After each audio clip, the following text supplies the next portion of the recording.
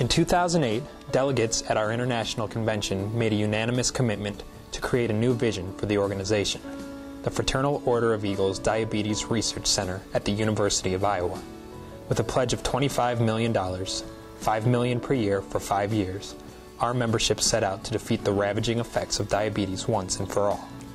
That extraordinary vision is steadily becoming a reality.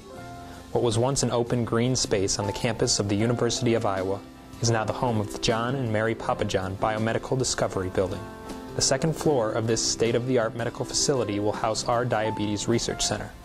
It is a sprawling 20,000 plus square foot area to be used exclusively for the purpose of researching diabetes. Make no mistake, the Fraternal Order of Eagles Diabetes Research Center is up and running. Our work to fund this important center has already led to numerous important studies, including a groundbreaking discovery regarding the health value of a common apple peel. Our name is attached to these studies, and ultimately, our name will be attached to the news that a cure has been found for diabetes. That is what our money buys. Not bricks and mortar, not a building that can be knocked down in 20 years, but pure research that will forever bear the name of the Fraternal Order of Eagles.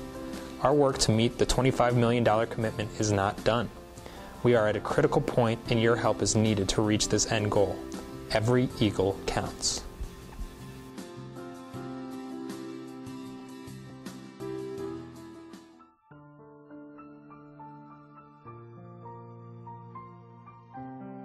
What's the best fulfilling part of being an Eagle? It's helping people less fortunate. I mean, that's the main reason I'm there, is to do good things for people less fortunate than we are. That's what the Fraternal Order of Eagles is all about. And that's what every member should do, is think about it that way. We're not in it for ourselves. We're in for to help people less fortunate. My father was diabetic, and when he discovered he was diabetic, he used to work in ammunitions, and he had to wear a full suit. Well, he started having dizzy spells, and they discovered at that time that he was diabetic. It was overwhelming to see the change that he had to go through, the medications and the diet change and just the living. I mean, it not only changed his life, it changed everyone's life. In 2009, the Grand Area asked all members to join us in finding those within our organization living with diabetes. It was during this Faces of Diabetes drive that longtime auxiliary member Nancy Shalansky introduced us to her granddaughter, young Amanda Christ of Meadville, Pennsylvania. Amanda and her mother Kathy talked to us at length about the challenges diabetes brought to their lives. As the story unfolded, Amanda accepted a special invitation from Grand Worthy President Mike Lagervall and Grand Madam President Jean Kerr to join us at the 2010 convention in Louisville. There, at the age of 11, Amanda could be regularly seen walking through the crowds with a simple collection jar, as she did her part to work for the cure. She spent valuable time with Iowa's Dr. John Stokes, with whom she became fast friends. And she spoke in session to both Grand Area and Grand Auxiliary, thanking all members for their work to make her life better. She became our poster child, and has been the featured face of diabetes on many of our publications. Amanda visited again with all of us at the 2012 convention, where she turned 13. My name is Kathy Christ, and I live in Meadville, Pennsylvania. I'm the mother of a type 1 diabetic.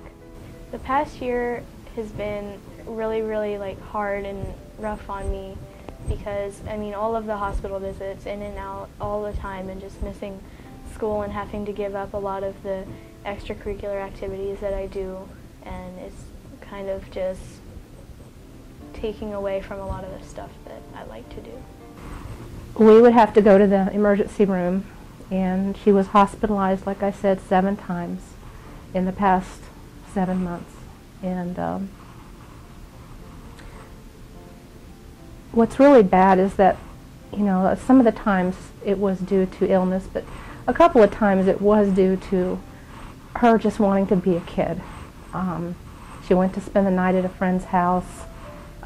They wanted to have candy, cookies, cake, pizza, and she was just trying not to think about diabetes and trying to just be a kid, and she didn't dose herself properly or whatever.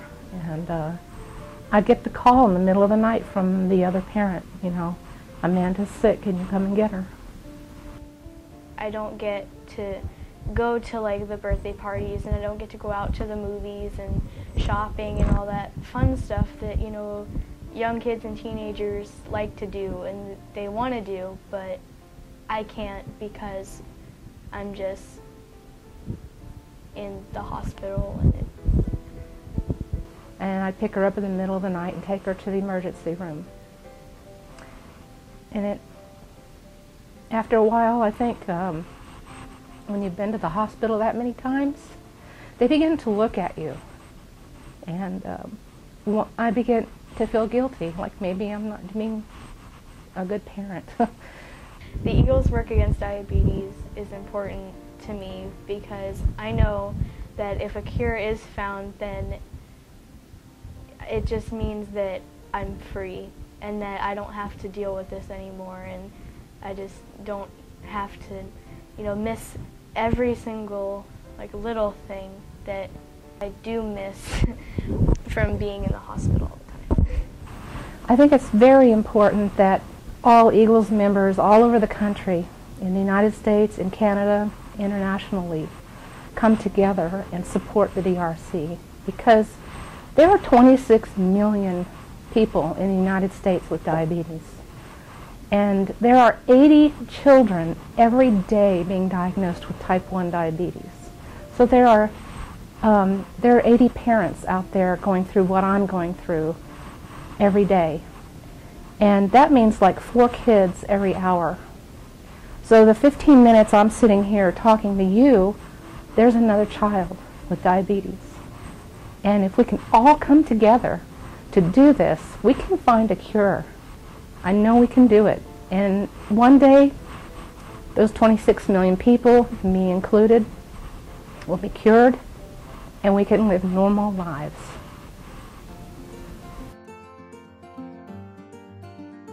Hi, I'm Tom McGrath. And I'm Jean Kerr. What you've just heard is only the beginning of the struggle that Amanda and her mother go through on a daily basis. It is a struggle that we must all work to end. Amanda and Kathy are not alone. Over 28 million people in the United States and Canada suffer from diabetes every day. It is why the Fraternal Order of Eagles chose this tremendous project more than 4 years ago. What was once referred to as the Field of Dreams on the Iowa campus is becoming home to a state-of-the-art medical facility where the Fraternal Order of Eagles Research Center will be ultimately housed. Make no mistake, even though the building remains under construction, the research has been ongoing, thanks to your support and ongoing donations. This is the year when we put the final pieces of the puzzle in place. The campaign to develop the Fraternal Order of Eagles Diabetes Research Center at the University of Iowa is among the most important work that we do. It cannot be done by just a few. The support of every Eagle is critical now. Each of us, every area and every auxiliary across the jurisdiction must be a part of the solution. We ask that each area and auxiliary in our jurisdiction raise $5 per year per member to help us reach the finish line. If you have questions about where your local stands, please don't hesitate to ask. Plan an event, ask for tools, we're here to help. Contact the Grand Area Marketing Department at 614-883-2210 or by email at marketing@foe.com. Please be part of the team that successfully crosses the finish line in strong attempt to wipe out this ravaging effects of diabetes. Send your payment to the Grand Area Headquarters, 1623 Gateway Circle South, Grove City, Ohio, 43123. Tell your friends and relatives what we are doing. Encourage them to click the red Donate Now button at FOE.com. Stay in touch with your state, provincial, and regional DRC chairs. Form a winning team in your area. The Fraternal Order of Eagles Diabetes Research Center is our opportunity to leave a mark that will live from here to eternity. When we find a cure for diabetes, the hard work and dedication that leads us there will reflect upon each and every member of our organization. Amanda, Chris, and thousands like her are counting on us. Let it never be said that our proud organization did not live up to its word. We have strong leadership in Brother Ron and Sister Sally. We must now roll up our sleeves and get to work. And we know you will, because at the heart of it all, we are people helping people.